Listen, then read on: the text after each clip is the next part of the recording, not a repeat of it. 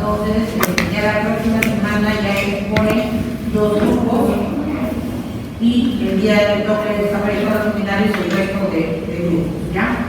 Conforme vayamos avanzando, la siguiente clase más o menos van a ir viendo el esquema de lo que va a ser la presentación de sus trabajos, por favor. Bien, la clase del día de hoy es el sistema de vigilancia epidemiológica, que es parte, ¿no?, de lo que es la epidemiología en sí. En el transcurso de esas unidades hemos estado viendo cómo nos enfocamos de repente a hacer un trabajo de investigación que implica cuáles son los parámetros, y bien ustedes pueden realizar trabajos y en algún momento, cuando pertenezcan de repente, ya sea para el Ministerio de Salud o de repente para entidades privadas, ¿no?, van a escuchar bastante de lo que es el sistema de vigilancia epidemiológica. ¿Qué concepto se tiene? La vigilancia epidemiológica es un proceso que es continuo, sistemático, práctico de observación y de evaluación que es permanente de la tendencia, de la distribución, de la difusión y de la situación de salud de la población. Que voy a utilizar información, ¿no es cierto?, que haya recolectado, que la haya analizado, que la interprete de manera sistemática, con lo que pueda observar para poder anticiparme a cambios, ¿no es cierto?, o acciones oportunas que incluyen la investigación y las medidas de control. ¿Cuáles son los objetivos? Primero, mantener actualizado el diagnóstico de situaciones de la salud, ¿no es cierto?, y luego cómo se comporta la enfermedad.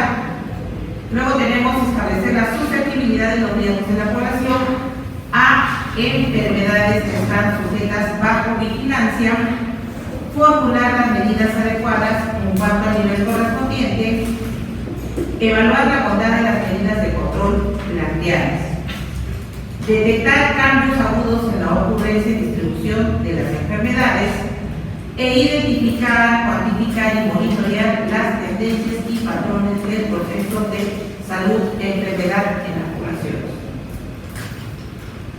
Observar los cambios en los patrones de ocurrencia de los agentes y huéspedes para la presencia de enfermedades también nos permite detectar cambios en las prácticas de salud, como pasó en el tema de la pandemia, investigar y controlar las enfermedades, planear los programas de salud, que ya se los he venido mencionando, que son, por ejemplo, anemia, tuberculosis, salud mental, salud bucal, ¿no?, entre otros.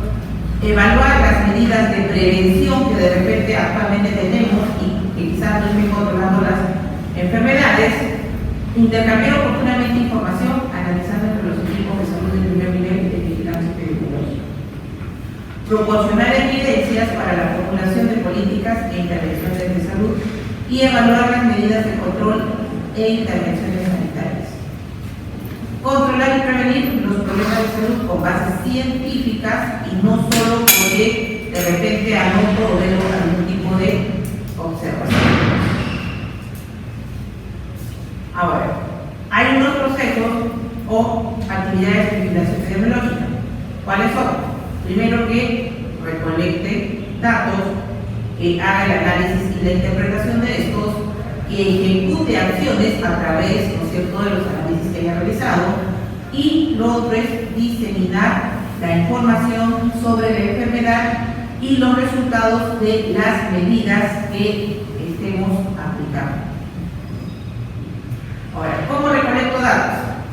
Pasos a seguir. Primero identifico, ¿no es cierto?, la persona o las instituciones que me van a poder proveer datos. Establezco instrumentos adecuados para la transmisión de los datos y la frecuencia con que van a ser notificados. No todos se notifican de repente de la misma manera. Hay notificaciones diarias, semanales o mensuales. Organizar los registros simples de datos en el servicio de salud. Muy bien. Dentro de las fuentes de datos más comunes en vigilancia son la notificación de datos.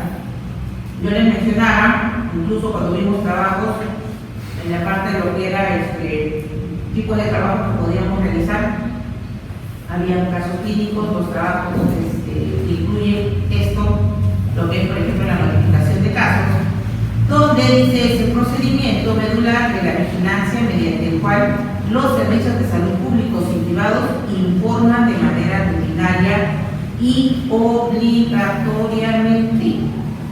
Ya, no solamente nosotros que somos centros de salud, de repente hospitales, clínicas privadas, ¿no?, donde se presente algún caso que esté sujeto bajo vigilancia, está obligado a hacer la notificación del mismo. Es posible que las medidas de control ya hayan sido tomadas de repente por un nivel superior. Pasa que de repente nosotros no nos enteramos, oye, ¿cómo se llama un caso? Y mi ente superior en la red, y de la red tengo la Dirección Regional de Salud. Y de repente la dirección se entera antes que nosotros, por ejemplo, de un caso de dengue. Nos notifican a los centros de salud, dependiendo de dónde se haya encontrado el caso, ¿no?, para el tema de la evaluación y activar el sistema de vigilancia. Luego, es necesario el asesoramiento epidemiológico de los niveles superiores, incluyendo los recursos para la investigación. Estos son las fichas, ¿no es cierto?, o los reportes que se utilizan para la notificación de casos. Luego tenemos los registros. Son sistemas permanentes de consignación de eventos ejecutados por instituciones públicas o privadas, donde se consigna ¿qué cosa? La ocurrencia de ciertos eventos: nacimiento, defunciones, hospitalización, inmunización, accidentes de tránsito, contaminación ambiental, asistencia escolar y laboral. Esos son los registros. Y tenemos también los rumores. Son opiniones espontáneas y no confirmadas, originadas en la comunidad y divulgadas por sus líderes o a través de los medios de comunidad en masa, asociadas al incremento. Puede ser la primera manifestación de un brote que efectivamente esto esté ocurriendo en algún lugar. Muy bien, entonces tengo que analizar e interpretar datos, ¿no es cierto? Entonces, ¿qué vamos a hacer? Consolidar y presentar agrupamiento y agrupamiento de los datos. Vamos a recolectarlos, hemos visto cómo los podemos presentar en cuadros, gráficas, figuras, mapas, lo que facilite mi análisis y cómo también lo puede interpretar, ¿no es cierto?, los demás. El análisis básicamente es un proceso de comparación de datos en relación a las características y atributos de ¿qué? Tiempo, persona y espacio. ¿Cuál es mi propósito? Establecer la tendencia de la enfermedad a fin de detectar los cambios que puedan ocurrir en el comportamiento. Recuerden que cuando yo les hablo de tendencia, trato de ver si la gráfica está subiendo o de repente está disminuyendo. Identificar los factores asociados y grupos de riesgo, quienes son más afectados: niños, adolescentes, de repente adultos mayores o gestantes. Identificar las áreas en que se supone, en las que se pueden aplicar las medidas de control, ya sea en la comunidad, ya sea de repente a través de los centros de salud o de otro nivel, o de repente hasta ingresar de repente, por ejemplo, casos de tuberculosis que es sintomático de infección en el cuartel, entramos al cuartel a trabajar, ¿no? Ya. Así es como nosotros trabajamos, hacemos, ¿no es cierto? Es un sector de jurisdicción, ¿no es cierto?, donde hay varias juntas vecinales y se empieza a hacer un mapeo de cuáles son los lugares donde se estén presentando más casos. Vamos a poner acá, supongamos que sea los casos de tuberculosis, y se va a comunidad a trabajar para ver cuál es el factor, por qué se está desarrollando esta patología, no con más frecuencia en esa zona. Luego vemos la ejecución de las medidas de prevención y control. Como resultado de mi análisis, ¿no?, ¿qué voy a hacer? Aplico las medidas de prevención o control más adecuadas de la situación. Vino la pandemia, que nos hicieron confinamiento, que es una medida que se adoptó, y luego se vino con las recomendaciones de lo que era el lavado de manos y la desinfección que teníamos que tener en varios momentos, ¿no es cierto?, del día, y evitar el contacto, así sea en casa, por ejemplo, con algún familiar que tenga COVID, y el uso de la mascarilla también, que era obligatorio. Muy bien, ¿y cómo disemino una vez que yo tenga información? Supongamos, hubo el caso del primer caso cuando tengo COVID en Lima, ¿no es cierto? Y primero, ¿cómo se disemina la información cuando sucede algo? Los contactos en reuniones de trabajo. Esa es otra manera de que yo pueda, ¿no?, informar o disfrutar información. Y por último, que es ya lo más masivo, los medios de comunicación. Pero cuando se realiza en caso de un brote, en caso de que vamos a dar de una epidemia o casos específicos de unas enfermedades, no lo hace cualquier persona. Son personas que van a salir a dar entrevistas que dan solamente la información necesaria. ¿Por qué? Imagínense que les diga yo va a haber un brote que va a haber un brote nuevamente de repente va a haber un brote de dengue, lo que nunca se ha visto acá. Lo primero que la gente hace, si no tiene conocimiento o si no se da una buena información, se empieza a alarmar, ¿no es cierto? Entonces, eso es lo que no se quiere generar, pánico en la población. Entonces, dan datos así precisos de lo que es y todos los días se va informando cómo está manejándose la información, el brote, la epidemia que se esté presentando. Muy bien, la vigilancia tiene elementos y sus elementos son, primero, ver casos y muertes, que es el número total de casos y muertes, fecha y lugar de ocurrencia, que es característica de una persona. También tenemos que ver qué cosa, como elemento, los resultados de laboratorio, con confirmación de casos, niveles de inmunidad de la población y de contaminación ambiental. Lo otro que tomamos en cuenta son las medidas de prevención y control.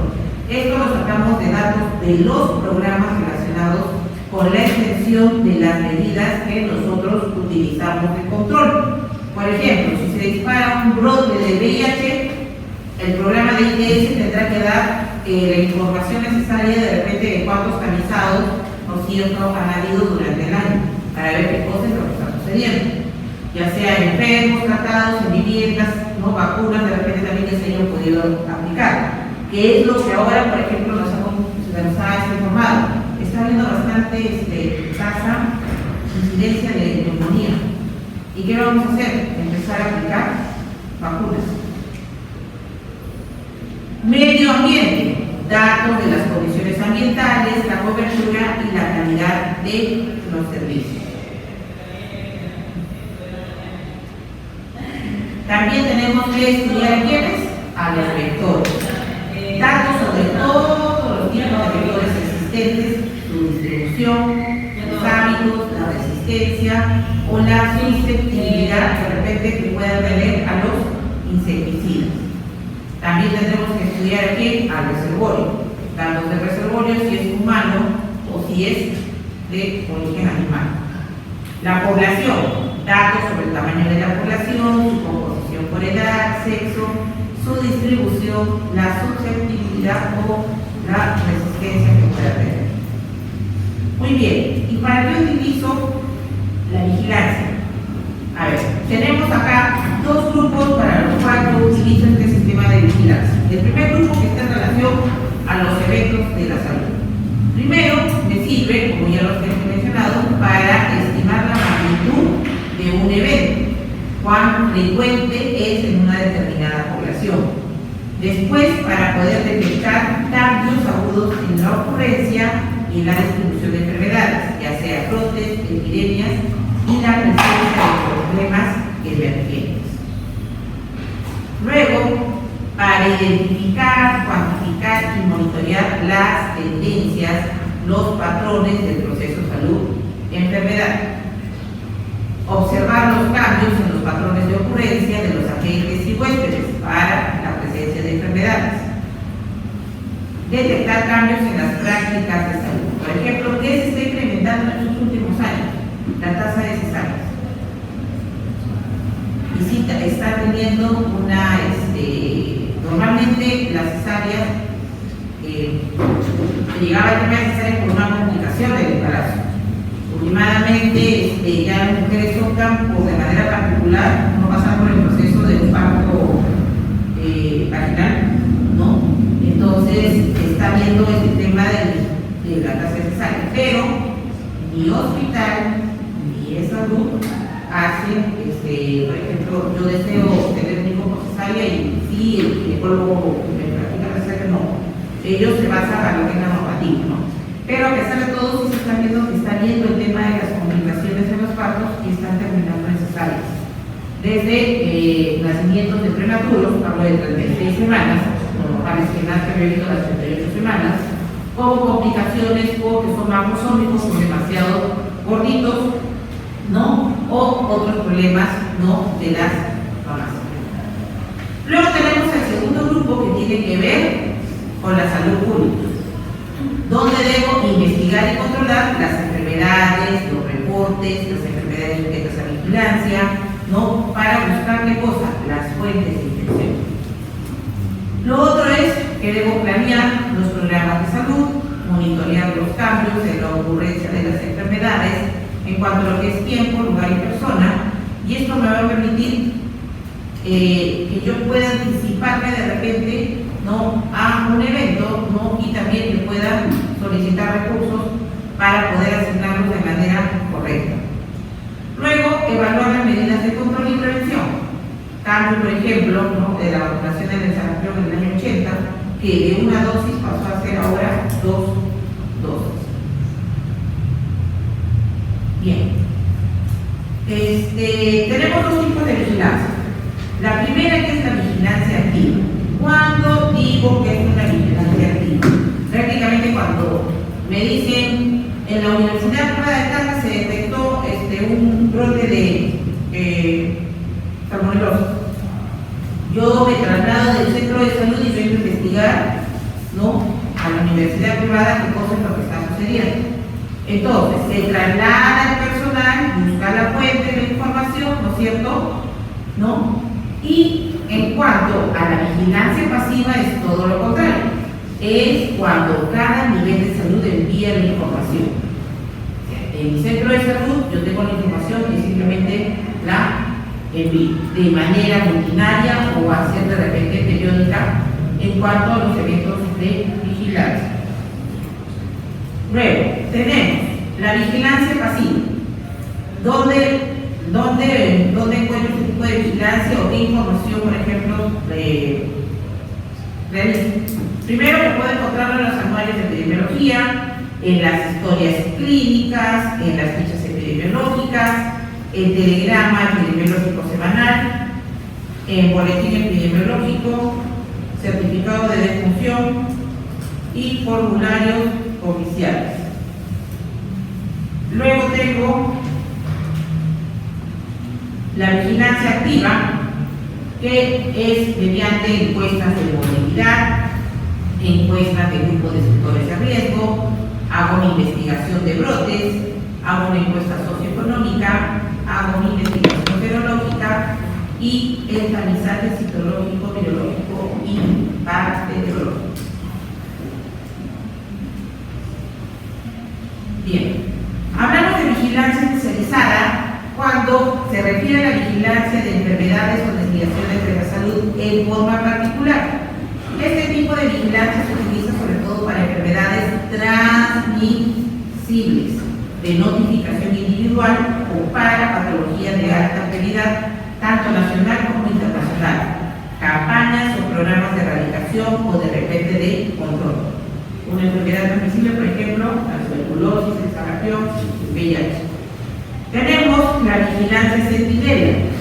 Es una información proporcionada por un grupo seleccionado de fuentes de notificación del sistema de servicio de salud que se comprometen a estudiar una muestra preconcebida, la muestra centinela, de individuos de un grupo poblacional específico a quienes se evalúa en presencia de un elemento de interés para su vigilancia. Y tengo la vigilancia epidemiológica no convencional, que complementa el sistema de vigilancia epidemiológica convencional mediante la actuación de informantes claras, ya que se encargarán de la detección de factores de riesgo, signos y síntomas de alarmas, notificando aquí a las autoridades para ejecutar las intervenciones pertinentes. Ahora bien, le hablo de lo que son los eventos de salud que están sujetos a vigilancia. Primero, que son enfermedades que están en un reglamento sanitario internacional, como la cólera, peste, fiebre amarilla. Luego tenemos las que están, son objeto de vigilancia por la Organización Mundial de la Salud, ¿no? Fiebre recurrente, la medida por piojos, la poliomielitis paralítica, el paludismo, la influenza. Tenemos las enfermedades que ya han sido total o parcialmente erradicadas, como la polio, la fiebre amarilla humana, la viruela. Tenemos las enfermedades que se encuentran en fase de eliminación: sarampión, rubiola, parotinitis, tétanos de recién nacido o sífilis congénita. En el caso de sarampión hay un caso importado del vino. Por último, enfermedades transmisibles de corto periodo de incubación y alta letalidad, como el cólera y la infección por virus ébola. Tenemos las enfermedades emergentes, reemergentes y desconocidas en el área geográfica de interés nacional: dengue, malaria, tuberculosis, VIH, ¿no? Enfermedades no transmisibles de alta mortalidad, como cáncer de cuello uterino, infarto agudo de miocardio, los accidentes y la diabetes. Daños a la salud provocados por sustancias tóxicas ambientales, por el plomo, compuestos organofosforados, etc. Factores de riesgo de alta prevalencia, como la hipertensión arterial, el tabaquismo, el estrés, el alcoholismo, la malnutrición. Condiciones saludables o eventos de salud positiva: lactancia materna, ejercicio físico regular y la salud ocupacional. Estos serían prácticamente, por edad, una situación positiva, ¿no? Como un tipo de indicador de la población practicando. Y otros eventos de naturaleza social condicionantes o determinantes son con la violencia doméstica, el abuso sexual, la delincuencia, el desplazamiento de las poblaciones, el desempleo, las desigualdades en salud. Bien, entonces, como ustedes pueden ver, esas son, nosotros tenemos así en listas, son más de 100 enfermedades que están bajo vigilancia epidemiológica, es decir, que ante un contacto que tengamos con un paciente que tenga cualquiera de esta enfermedad o sospecha, nosotros estamos en la obligación de hacer la notificación. ¿Cuándo investigamos? Cuando la enfermedad es prioritaria, cuando la enfermedad excede una frecuencia usual, cuando los casos tienen una fuente común de infección, cuando la gravedad de la enfermedad parece ser mayor en su forma habitual, cuando se trata de una enfermedad también desconocida en el área. Entonces aquí vamos a tener tres conceptos. Epidemia es la ocurrencia en una comunidad o región de un grupo de casos de una enfermedad que claramente excede la incidencia normal esperada. La endemia es la presencia habitual de una enfermedad o de un agente infeccioso dentro de una zona geográfica determinada. El brote puede ser definido como un episodio en el cual dos o más casos de la misma enfermedad tienen relación entre sí. Entonces, habíamos visto las etapas y las actividades básicas en diapositivas anteriores, que incluían la recolección de datos. Aquí van a ver qué actividades se hacen y quiénes son los responsables, el análisis de información, la interpretación de la información y la difusión de la información para su conocimiento. Tenemos niveles a distintos grados que nos ayudan para lo que va a ser la certeza diagnóstica. Entonces, esto sí es importante que sepan, porque en la presentación de su seminario van al modelo que le mandé a su compañera, le coloqué justamente este tipo de conceptos que deben estar, y va a ser dependiendo la patología o la enfermedad que les haya tocado, ¿no?, desarrollar el seminario. Así que vamos a tener el caso sospechoso: signos y síntomas compatibles con la enfermedad sin evidencia alguna de laboratorio. Puede estar ausente, pendiente o ser negativo. Tenemos el caso probable: signos y síntomas compatibles con la enfermedad sin evidencia definitiva de laboratorio. El caso confirmado es que ya hay una evidencia definitiva de laboratorio con o sin signos y síntomas compatibles con la enfermedad. Entonces, esta clasificación es la que ustedes también tienen que presentar en el seminario, y va a depender, vuelvo a repetir, de la patología que tengan, y acá va a variar algunas cosas. e incluso pueden encontrar un cuarto concepto más. En algunas van a encontrar más. Bien, les había mencionado que había un tipo de vigilancia exclusiva que es la vigilancia sentinela. Acá en Tacna lo hace el Centro de Salud Ciudad Nueva. Es la vigilancia basada en la recolección de datos de una muestra que son utilizados como información de lo que ocurre en una población, como indicativo de la tendencia de una enfermedad o para identificar casos de una enfermedad letal. ¿Qué objetivos tiene? Identificar y monitorear cambios del huésped, identificar la magnitud y características de los diferentes tipos de agentes, identificar algunas de las características del ambiente físico, biológico, social que participan en la transmisión de la enfermedad. ¿Qué es un puesto centinela? Como ustedes pueden ver aquí, son varios los profesionales de la salud que lo integran. Son unidades de atención de la salud donde se realiza la actividad intensiva para obtener información de mayor calidad sobre eventos de salud seleccionados. No va a tener una base poblacional, puede ser utilizada para analizar tendencias y no permite comparar la magnitud de la enfermedad con otras zonas, por ejemplo. Para que yo implemente un puesto centinela, voy a tener ciertos parámetros. Primero, que tiene que ser accesible, tiene que ser representativo, tiene que ser confiable y sobre todo un sistema de comunicación eficiente. ¿Qué voy a determinar ahí? La definición y clasificación del caso, el sistema de registro de información, ya sea por formatos o procesos epidemiológicas, notificación, vía, formato, frecuencia, de repente es responsable, la muestra de laboratorio, obviamente, el tipo, requisitos como la conservo, la almacenaje e incluso cómo se transporta. Luego vamos a tener que establecer el contacto con el laboratorio, notifico a la autoridad del puesto centinela seleccionado y constante capacitación al personal centinela, médicos, enfermeros u otros profesionales. Muy bien. Tenemos acá unos eventos que se consideran dentro de lo que es la parte del trabajo del grupo centinela. ¿Qué va a monitorizar o qué tipo de programas?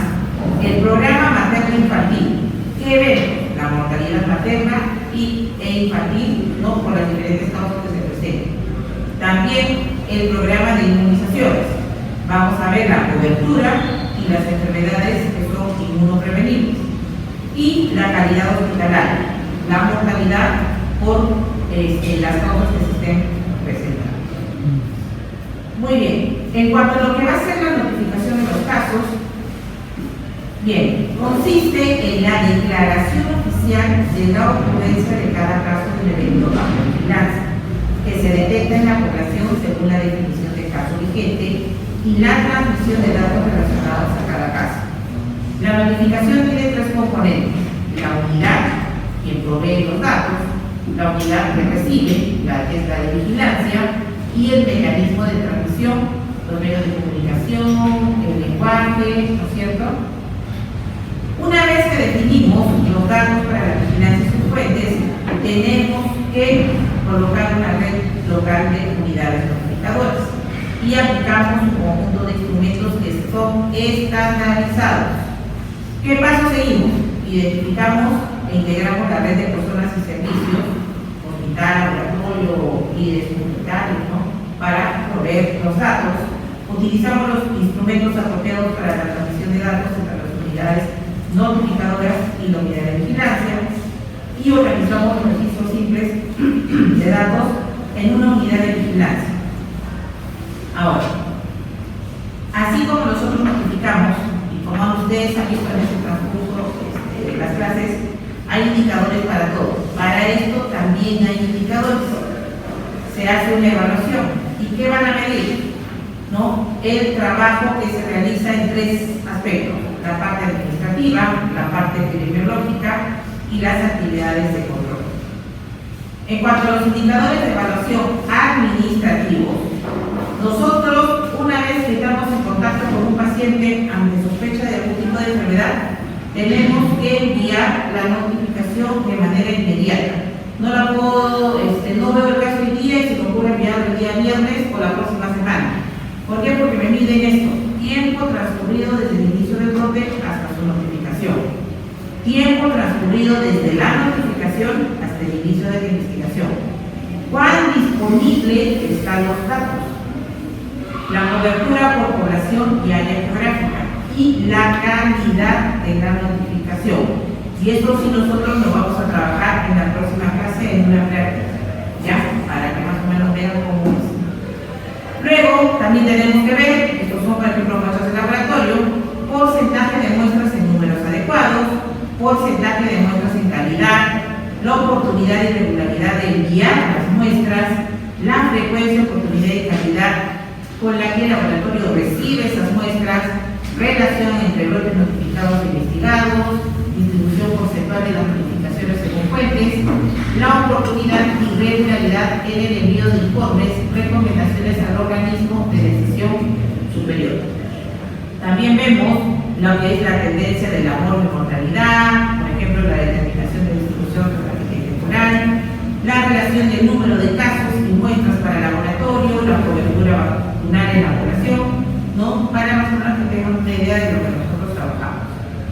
Luego, los trabajos de las actividades también se miden. Por ejemplo, porcentaje de criaderos potenciales del vector, porcentaje de personal de salud capacitado, porcentaje de personas de comunidad capacitadas para puestos centinelas no convencionales, porcentaje de brotes atendidos en relación al total de brotes notificados.